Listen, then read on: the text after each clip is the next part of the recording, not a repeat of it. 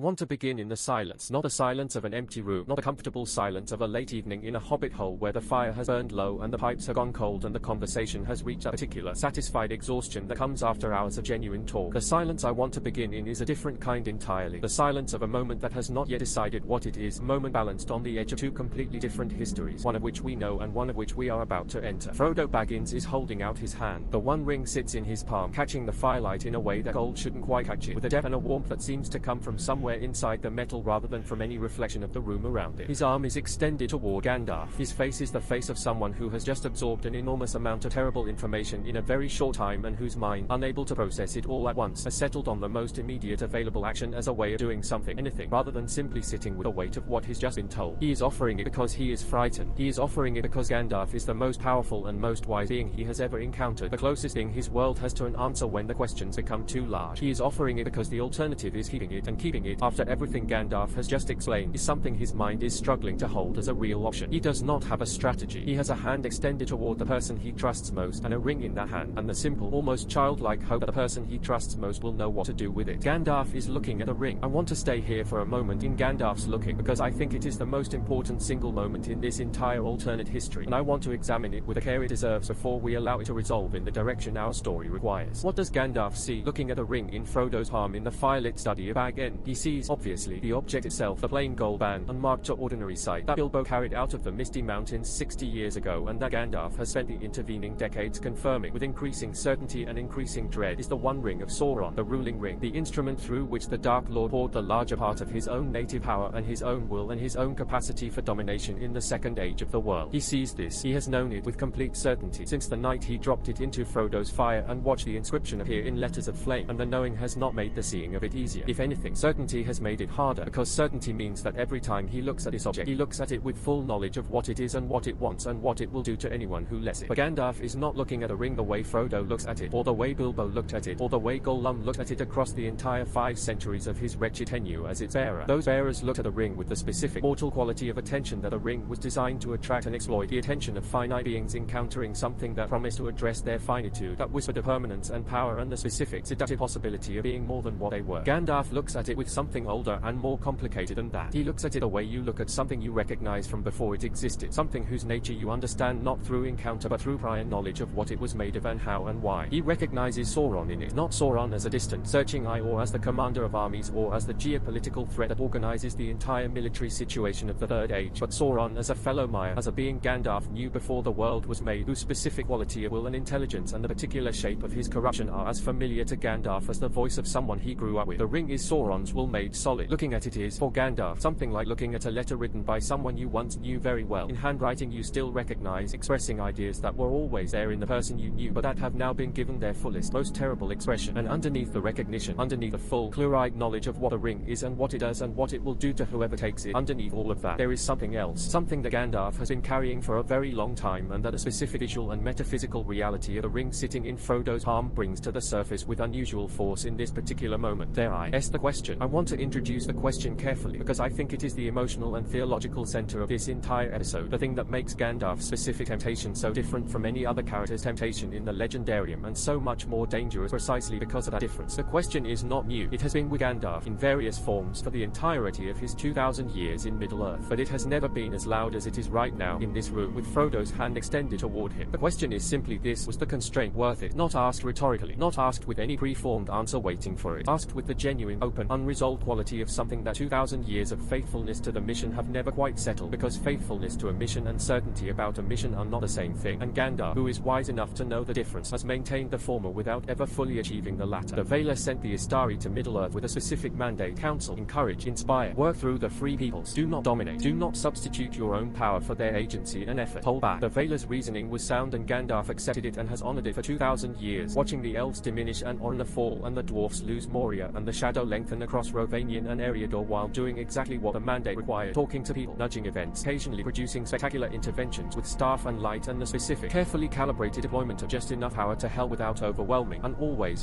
holding back the larger portion of what he actually is. He has watched things fail that he might have prevented. He has watched people die that he might have saved. He has done this not because he didn't care, but because the mandate said this was the right way, that the free people's own resistance to darkness was more valuable than his substitution of divine power for their effort, that the victory needed to be theirs in a meaningful sense or it would not not be the kind of victory that produced the kind of world worth producing. He has believed this, or he has chosen to act as though he believed it, which is not quite the same thing, and in the gap between belief and chosen faithfulness there has always been quiet and unresolved the question of whether the mandate was right, whether the cost or a fallen, Moria dark, the Shire ignorant of its own danger. Frodo Baggins sitting across from him right now with a one ring in his palm looking frightened was a cost that was actually necessary, or a cost that was paid in service of a principle whose correctness was assumed rather than proven. The ring has not created this question. It cannot create things that aren't already there. What it can do, what it begins to do in the first moments of its proximity to Gandalf's full attention, before he has even touched it, is make the question available in a way it hasn't been for 2,000 years. It does this not through any dramatic magical influence, but through the simple, terrible mechanism of perfect timing. The question has always been there, but it has never before been asked in a room where the specific, concrete, immediately visible cost of continuing to honor the mandate is sitting 3 feet away in the palm of a frightened hobbit who did not ask for any of this. Frodo's extended hand makes the cost visible, and visibility, for a question that has spent 2,000 years being held at a distance through architectural commitment to the mission, is the most dangerous thing in the world. Gandalf's actual canon refusal in this moment is one of the most extraordinary acts of self-overcoming in the entire legendarium. I want to be very specific about this because I think it gets undersold in most readings of the scene. When Tolkien's Gandalf pulls back from Frodo's offered hand, what he is doing is not simply refusing a dangerous object through the exercise of wisdom and willpower. He is doing something structurally much harder than that. He is choosing, in full awareness of the question's full force, to continue acting as though he believes in the mandate even in the presence of a specific, immediate, viscerally available cost to doing so. He is choosing faithfulness over resolution, choosing to honor a commitment he has never been entirely certain about, in the moment when the cost of honoring it is sitting right in front of him wearing Frodo Baggins' frightened face. In our timeline, this choice doesn't hold. I want to be precise about why, because I think the precision matters. It is not that Gandalf's wisdom fails him, or that the ring overwhelms his willpower in any crude sense, or that he makes a simple error of judgment that a wiser being would not have made. What happens is something more structurally subtle and more theologically interesting than any of those explanations. What happens is that a question, always there, always unresolved, always held at arm's length by the architectural commitment to the mission, reaches a specific threshold of visibility in this specific moment, with this specific hobbit's hand extended toward him, and at that threshold the commitment is no longer strong enough to continue functioning as the counterweight it has always been. The commitment has been maintained by distance, by the abstraction of the mandate, by the careful management of the question's proximity to full conscious attention, by the specific, deeply internalized habit of not quite looking at the question directly that 2,000 years of faithful mission service has built into the architecture of how Gandalf manages his own inner life. The moment Frodo holds out his hand, that distance collapses. The question is no longer abstract. The cost of the mandate is no longer a historical fact about honor or Moria or the long diminishing of the elves. It is Frodo, right now, 3 feet away, and the question, at full volume and full visibility for the first time in 2,000 years, is simply, why should he carry it when you don't have to make him? The silence stretches. In actual canon it ends with Gandalf's refusal. In our timeline, it ends differently. Not with drama, not with any visible moment of decision or any perceptible change in the quality of the room. Gandalf's hand moves forward, slowly, with the specific quality of movement that belongs to a decision made rather than a decision being made, the movement of someone who has already resolved the question internally and is now simply acting on the resolution. He takes the ring from Frodo's palm. He holds it for a moment, feeling its weight, feeling the specific resonance of Sauron's embedded will against his own inner-level perception of reality. And then, with the deliberate, considered care of someone doing something they intend to do correctly, he puts it on his finger. The fire in the grate does not flare. The inscription does not appear in letters of flame. Nothing in the room changes in any way that Frodo can perceive from across the study. Not the light, not the temperature, not the specific quality of the evening air that has been hanging in Baggins' study since they sat down hours ago. What changes is entirely internal, entirely invisible, entirely within the vast and ancient, and suddenly, for the first time in 2,000 years, fully available consciousness of honoring. What Gandalf feels in the first second after the ring settles onto his finger is not what any previous bearer has felt. Bilbo felt a kind of warmth, comfort, a specific pleasurable sensation of something slotting into place that felt like completion rather than acquisition. Gollum felt in the earlier days, sharpening, the world becoming more vivid, his own desires becoming more defined and more urgent. Frodo felt from his very first wearing, the world thinning, the shadow realm becoming present, a terrible, vertiginous sensation of being suddenly visible to something enormous and distant and searching. Gandalf feels none of these things. What he feels is expansion, not the expansion of power, not the rush of acquired capability that the word expansion might suggest, something more fundamental than that. The expansion of what it is possible to simply be. 2,000 years of constraint have not diminished his native nature. That nature is still entirely intact, still everything it was before he first clothed himself in the form of an old man with a staff and fireworks and a particular fondness for the small, overlooked peoples of the world's quiet corners. But the constraint has meant that the expression of that nature has been continuously, deliberately, carefully compressed into a shape smaller than the nature itself, fitted into the specific dimensions of what an Istari is permitted to be and do and show of himself in the world of mortals. The ring, making contact with his finger, does not add anything to what he is. It removes the compression. It is the specific, physical, immediate sensation of 2,000 years of held breath being released, of a thing that has been held smaller than itself being allowed to return to its actual size. And the size, Gandalf discovers in the first second of expansion, is considerably larger than even he had fully remembered. Frodo is watching from across the study. He sees nothing change. He sees Gandalf sitting very still with his eyes slightly unfocused, with the ring now on his finger, and he waits for Gandalf to say something. After a moment that feels longer than it probably is, Gandalf's eyes refocus on him. The attention in them is familiar, warm, specific, fully present, the attention of someone who sees you clearly and cares about what they see. But the thing behind the attention is different. Frodo can feel the difference without being able to name it. It is like looking at a landscape you know very well and realizing that something in it has changed without being able to identify what. Gandalf smiles. He says, there is no need to be afraid. He says, things are going to be different now. He says, I have been wrong about something for a very long time, and I have just corrected the error. His voice is exactly Gandalf's voice. Every cadence, every inflection, every specific quality of warmth and weight and unhurried certainty that Frodo has known his entire life. It is the most frightening thing Frodo has ever heard, and he will spend the rest of this alternate history trying to understand exactly why it frightened him so much, why the most familiar voice in his world, saying words that sound almost like comfort, produced in him the specific cold physical sensation of something going irreversibly wrong. The answer, which he doesn't have yet, is this: Gandalf sounds like himself because he is himself. The ring has not replaced him or overwritten him or turned him into something unrecognizable. What it has done is something more precise and more devastating than that. It has answered the question that was always there, always unresolved, always held at arm's length, the question of whether the constraint was worth it, whether 2,000 years of faithfulness to the mandate produced a world it was supposed to produce, or simply produced 2,000 years of preventable suffering. The question now has an answer, and the answer is no. And Gandalf, for the first time in 2,000 years, is acting on it. He is still Gandalf. He still loves the Shire and its people, still loves Frodo, still loves the free peoples of Middle-earth with a specific, long-cultivated, deeply genuine love that has animated every decision of his 2,000-year incarnated existence. He has not become cruel, or power-hungry, or indifferent to the things he has always cared about. He has simply become, for the first time, willing to do whatever he judges necessary to protect those things, without a constraint, without a mandate, without a specific, architecturally maintained commitment to working through others rather than acting himself, that has defined every choice of his long mission. And willingness, unconstrained by the specific discipline of the mandate, combined with the native power of a Maya whose actual capacities have been held in compression for 2,000 years and are now, for the first time, being allowed to fully express themselves. This is not a smaller danger than Sauron. It may be a larger one, because Sauron's evil is recognizable. It announces itself. It produces darkness that the peoples of Middle-earth have spent ages learning to recognize and resist. What Gandalf is becoming, in the quiet study of Bag End while Frodo watches from across the room, is something that will be much harder to recognize and much harder to resist, because it will look from the outside for a very long time, almost exactly like salvation. Frodo does not sleep that night. He sits in Bilbo's old chair after Gandalf leaves, and Gandalf does leave within the hour, with the specific, purposeful quality of movement that belongs to someone who has somewhere to be and no longer has any uncertainty about whether going there is the right thing. And he sits in the chair with his hands in his lap and the fire burning down around him, and he tries to understand what just happened. The problem is that nothing happened. That is the specific, disorienting quality of the evening's end that Frodo cannot resolve into anything his mind knows how to hold. No catastrophe occurred. No darkness descended. Gandalf took a ring, said some things that sounded almost like reassurance, and left. The study looks exactly as it always looks. The fire smells like wood smoke. The chair is the chair. Bag End is Bag End, and the Shire outside its round door is the Shire, and everything that Frodo can directly perceive with his senses is telling him that the evening was unusual but not catastrophic, that the world is still the world, that he should probably sleep. The thing that prevents sleep is a feeling, not a thought, not a specific memory of anything Gandalf said that he can point to as wrong or frightening. A feeling, physical and precise, located somewhere in his chest in the region where dread lives when it has not yet found its object. Something is wrong. He does not know what it is. He does not know how he knows it is wrong. He knows it the way you know, sometimes in the first second of waking, that something happened while you were asleep, before you remember what, before the specific content of the wrongness is available to your conscious mind, in the pure animal register of a body that understands certain things faster than thought. He thinks about going after Gandalf. He thinks about this seriously, sitting in the chair, turning it over as a practical option rather than simply an emotional impulse. Gandalf moved toward the road with the specific, unhurried velocity of someone who has decided on a direction and intends to maintain it, and Frodo's legs are shorter and his purpose considerably less clear, and catching up seems unlikely even if he was certain what he would say when he did. He thinks about Sam. Sam would come if Frodo asked, would appear at the door within minutes with his jacket half-buttoned and his eyes still holding the specific, alert quality of someone who sleeps lightly when things are uncertain, ready to do whatever is needed before he has been told what is needed. But Frodo does not know what is needed. He does not have a task to hand Sam. He has a feeling, and a feeling is not something Sam can fix with his hands or his loyalty or his practical earth-rooted competence. He sits in the chair until the fire goes entirely out and the study goes cold, and then he goes to bed, and he lies in the dark, and he does not sleep. Gandalf walks north from Bag End through the Shire in the early hours of the morning, and the Shire does not know he is passing through it. This is not unusual. Gandalf has passed through the Shire at unusual hours many times across the decades of his association with Bilbo and Frodo and the various Tooks and Brandybucks who have found him interesting, and the Shire's inhabitants, who are in the main sensible people with a healthy suspicion of anything too out of the ordinary, have generally been content to note his passage and return to sleep. Tonight is no different in any observable way. The road is empty. The lights in the smiles are dark. The specific pastoral, ancient feeling quiet of the Shire at 2 in the morning. A quiet that feels older than it has any right to feel. The deep quiet of a place that has been inhabited and loved and kept for a very long time settles around Gandalf's passage without registering it. What is different tonight is what Gandalf notices about the quiet. He has walked through the Shire at night many times, and the quiet has always been, for him, one of its most significant qualities, a specific, hard-won, unlikely peacefulness of a small people in a small corner of a dangerous world who have somehow managed, through a combination of geographic luck and collective temperament and the specific grace of being overlooked by darkness, to maintain a life that is genuinely, substantively, without irony good. He has valued his quiet. He has, in his own way, dedicated a significant portion of his 2,000-year mission to ensuring that it could assist, nudging events, arranging interventions, maintaining the specific, careful pressure on the edges of the Shire's safety that has kept the darkness from noticing it long enough for generations of hobbits to live and eat and garden and complain about the weather and attend entirely too many parties in genuine, complete, unironic peace. Tonight, walking through the quiet with the eye on his finger, he notices something about it that he has never noticed before, or has never allowed himself to fully notice. It is fragile. Completely, almost absurdly fragile. The specific combination of factors that maintains it, the Shire's geographic position, the Ranger's quiet guardianship of its orders, the general tendency of darkness to pursue larger and more obvious targets, is not a stable system. It is a sequence of contingencies, each one dependent on the others, any one of which could fail at any time, and the failure of any one of which would end the Shire's peaceful existence with a speed and a totality that its inhabitants, in their comfortable ignorance of what stands between them and the world, have no framework to imagine. He has always known this. The knowledge is not new, but there is a difference he is discovering between knowing something and knowing it without the specific moderating filter of a constraint, without the 2,000-year-old architectural commitment to working within existing systems, to accepting the fragility of good things as part of a condition of a world in which the free people's own agency matters, to holding the knowledge of what could go wrong without immediately converting it into a mandate to prevent it through direct intervention. Without the filter, the knowledge of the Shire's fragility is simply the knowledge of a problem. And Gandalf, walking north through the Shire with a ring on his finger and the constraint dissolving around him like a garment that has been outgrown, is a being who solves problems. It is, in the deepest sense, what he is, not what he was constrained to be, not the counselor, the encourager, the careful nudger of events, but what his native nature actually is, what Olorin was before the mandate shaped the expression of that nature into something more limited and more patient and more willing to watch things fail in service of a principle. He is a being who sees clearly and acts on what he sees, and what he sees, walking through the Shire at 2 in the morning with a filter removed, is a place he loves that is not safe and has never been safe and has only appeared safe because of a series of contingencies that have no right to last. He does not do anything about this tonight. The thought arrives and he holds it and continues walking, because there are more immediate things that require his attention, and because the Shire is not in immediate danger, and because the specific, considered approach that has always characterized his thinking has not been altered by the ring, only unconstrained. He is still patient. He is still methodical. He still thinks before he acts, and thinks carefully, and considers consequences with the specific, deep intelligence that has always been one of his most defining qualities. The ring has not made him impulsive or cruel or reckless. It has simply made him no longer willing to accept this is not permitted by the mandate as a conclusion to any chain of reasoning that leads him toward a clear course of action. He reaches the northern border of the Shire as the sky begins to lighten, and he pauses, and he looks back at it, at the rolling hills and the distant smiles and the specific, luminous quality that the Shire has in the early morning when the light is low and the dew is on the grass and the smoke is just beginning to rise from the earliest chimneys. He looks at it the way you look at something you love and are also, for the first time, fully responsible for, not in the diffuse, constrained way he has been responsible for it across 2,000 years of careful guardianship from the edges. Responsible in the direct, unconditioned, personally accountable way that comes from having decided, consciously and deliberately, to no longer outsource the protection of what you love to the adequacy of existing systems. He turns north and continues walking. The first person to notice that something is different is not in the Shire and is not a hobbit. He is an old man sitting in a tower in Orthanc, looking into a palantir, and what he sees, or rather what he feels, in the specific, ring-law sensitized way that his decades of obsessive study have given him, makes him set a stone down on the table in front of him with a carefulness that is the specific carefulness of someone who has just received a piece of information that requires a complete reassessment of everything they thought they understood about the current situation. Saruman sits back in his chair in Orthanc and looks at the ceiling and thinks. What he has felt through the palantir is not a vision or an image. It is a quality, a change in the specific metaphysical texture of the world that he has been monitoring for years, a way a physician monitors a patient's vital signs without necessarily being able to articulate exactly what they are looking for until the moment something changes, and the change is unmistakable. What has changed is the ring, not its location, not its physical situation, not anything that a conventional intelligence gathering operation would detect. The ring's relationship to the bearer has changed. For months, the specific quality of the ring's presence in the world, muffled, constrained, carried rather than wielded, present but not active in any meaningful sense, has been one of the constants that Saruman has been working around in his calculations. The ring was with a hobbit. Hobbits cannot wield it. The ring was, for all practical purposes, dormant strategic factor. What Saruman feels now, through the palantir's extended sensitivity, is not dormancy. He cannot tell who the new bearer is. He cannot tell where the transfer happened or why. What he can tell, with the absolute certainty of someone who has spent decades studying the ring's theoretical behavior and who is now encountering the first real evidence of that behavior he has ever had direct access to, is that the ring is no longer with the bearer who cannot wield it. The specific metaphysical signature has changed from something passive and constrained to something active and expanding, and the quality of that expansion is not the expansion of Sauron's own power. Saruman knows what that feels like, has felt it growing steadily from Barad-dûr for years, but something different, something that is, if his reading of it is accurate, coming from the northwest. He sits in Orthanc and thinks for a long time, and the shape of his thinking is the specific, self-interested, rapidly recalculating shape of someone whose entire strategic situation has just changed in ways he does not yet fully understand, but that he is certain, with the bone-deep certainty of a very intelligent being who has just felt a ground shift under everything he thought he knew, are going to require a completely different approach than the one he has been developing. He had been working toward a position of maximum flexibility, maintaining his surface alliance with Sauron while quietly pursuing the ring's recovery for himself, building Isengard's military capacity against the moment when either an opportunity to seize the ring presented itself or the broader war reached a point where picking a side became unavoidable. The ring with a hobbit moving slowly and painfully through Mordor toward a destruction that Saruman had been doing everything in his limited power to delay without being obvious about it, had been a manageable situation. A situation he understood, could model, could plan around. The ring with W, however, is in the northwest is not a manageable situation. Not yet. Not until he understands considerably more about what has happened and what it means. He picks up a palantir again and looks into it for a long time, searching the northwest with a specific, patient, expert attention of someone who has been using this tool for decades and who knows exactly how to look without being seen looking. He finds nothing specific. The northwest is the northwest, the Shire, Eriador, the Blue Mountains, the beginning of the world's long, quiet, war-ignorant western margin. There is nothing there that the palantir can show him that explains the quality of what he felt. The new bearer, whoever they are, is not yet doing anything that produces a visible signature in the world, but they will. Saruman is certain of this. Whatever has happened, whatever bearing this ring toward an active, expanding, wielding state rather than a passive carrying state means in practice, it will eventually produce effects that are visible, that are legible, that can be assessed and responded to. He needs to be patient. He needs to watch. He needs, above all, not to act precipitously in a situation he doesn't yet fully understand. He puts down the palantir. He goes to his window. He looks out at the ring of Isengard, the industry he has spent years building, the forges, the breeding pits, the slow, careful construction of a military capacity that was always intended to serve his own purposes rather than Sauron, so he has been careful about how explicitly he has allowed himself to think about this. The industry is still there, the capacity is still building, but the strategic context in which he built it has just changed in ways he cannot yet evaluate, and Saruman is too intelligent to pretend otherwise. He goes back to his chair. He sits down. He thinks. Elrond feels it in Rivendell before dawn. He is not asleep. Elrond does not sleep the way mortals sleep, has not since the earliest ages of the world, and the specific quality of his nighttime consciousness is something between the mortal states of sleep and waking. Deep, contemplative attentiveness to the currents of the world that centuries of practice have made into something natural and unremarkable. He is in this state, in the quiet of his chambers in the last homely house, when Vilya changes, not dramatically, not with the violence of a change he has feared most, the sudden, devastating loss of the ring's destruction, the extinguishing of Vilya's power that would come with the One Ring's unmaking. This is something different, subtler, more ambiguous, harder to read. Vilya flickers, not losing power, not going dark, but changing in quality, in the specific character of its resonance against the broader ring system's architecture, in the way that a musical instrument changes its sound when the room around it changes its acoustics. Something in the ring system has changed, something significant, and Elrond, who knows the ring system's behavior with the exhaustive, scholarly, directly experienced intimacy of someone who has been wearing one of the three for most of the Third Age, knows immediately that the change is not what he feared most. It is, he thinks, getting up from his chair and walking to the window that looks east toward the mountains, possibly something he feared differently. Not the ring destroyed, the ring wielded, actively, powerfully, by a will that is not Sauron's, and that is, he reaches for the specific quality of what Vilya is telling him, trying to read its distorted resonance with the same careful attention he would give a letter written in a damaged hand, coming from the west. He stands at the window for a long time, his hand with Vilya on it resting on the stone of the sill, letting the ring's change quality of presence tell him what it can. What it tells him is incomplete. He cannot identify the bearer. He cannot determine the exact location. He cannot understand yet what the specific quality of a new wielding means in terms of what the bearer is doing or intending or capable of. What he can determine with increasing certainty as the first light of dawn begins to grey the eastern sky above the mountains is the magnitude of what he is feeling. This is not a mortal bearing the ring. The specific resonance of a mortal will in contact with the ring system has a quality that Elrond has learned to recognize across many interactions with ring-adjacent situations throughout the Third Age, a quality of pressure, of something working against resistance, the specific metaphysical signature of a finite will in contact with something designed to subsume it. What he is feeling from Vilya's distorted resonance is not that quality. It is something much larger, much older, much more cosmologically significant, the specific signature which he has never felt before from a ring-bearer because no ring-bearer before has produced it, of an Ainur level will in active relationship with the One Ring. He knows then who it is. There is only one Ainur in the West. There is only one being in all of Middle-earth whose native power, combined with the specific metaphysical signature Vilya is showing him, produces this reading. Elrond stands at his window in the growing dawn and understands that Gandalf has taken the ring, and that the world he wakes into this morning is not the world he went to his chair in the previous night, and that the difference between those two worlds is larger than any difference that has attained between any 2 consecutive days in the entire Third Age. He calls for his household. He sends riders. He does what he has always done.